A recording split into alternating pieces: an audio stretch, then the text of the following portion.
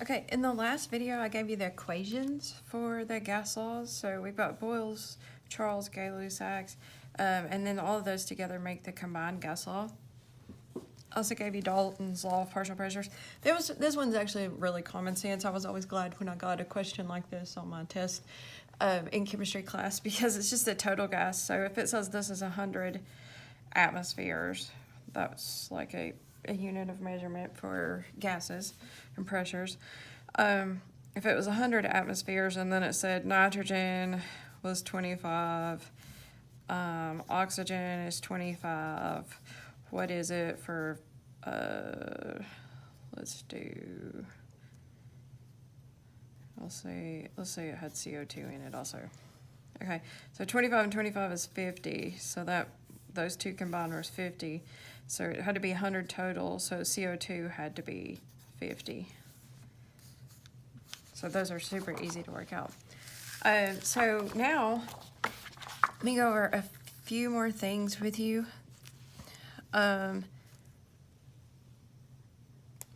So there, you may hear something called STP, that's standard temperature and pressure.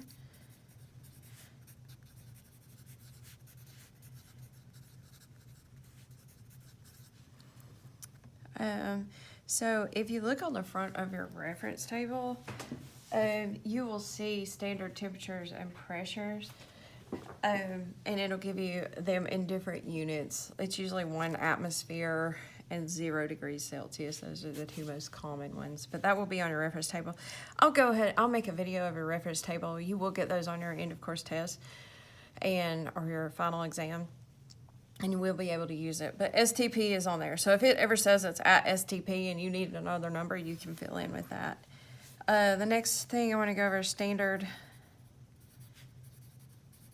molar volume of a gas. Okay, so that's 1 mole of any gas is equal to 22.4 liters of that gas. That is a conversion factor. You can set it up like 1 mole of oxygen gas is equal to 22.4 liters of oxygen gas. It doesn't have to be oxygen gas, it's any gas.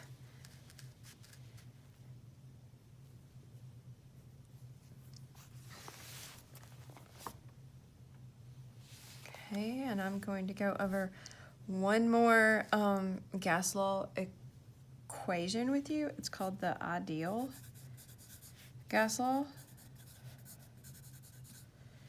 And this one is PV is equal to nRT. The two that you're going to see the most on your test, ideal gas law and combined gas law. All the other ones really won't be on there much. Dalton's law of partial pressure, changing something from moles to liters might be on there, but these two you're going to see quite a bit of.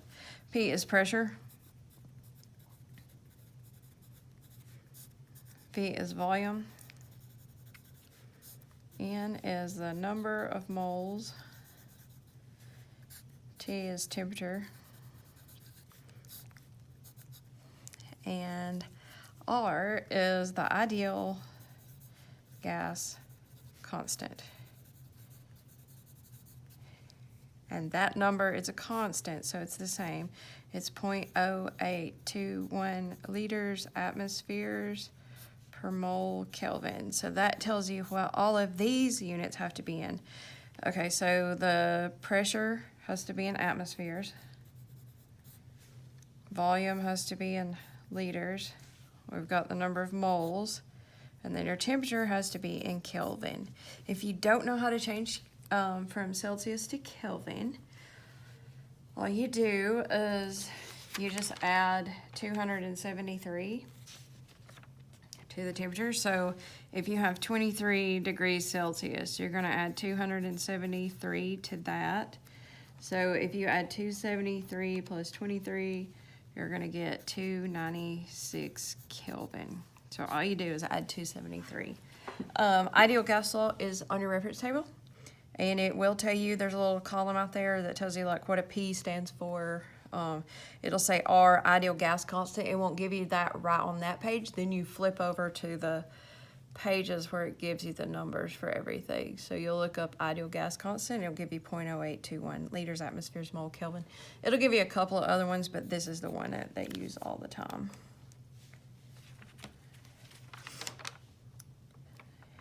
Okay. All right, so that's pretty much it for the formulas that we're going to be using.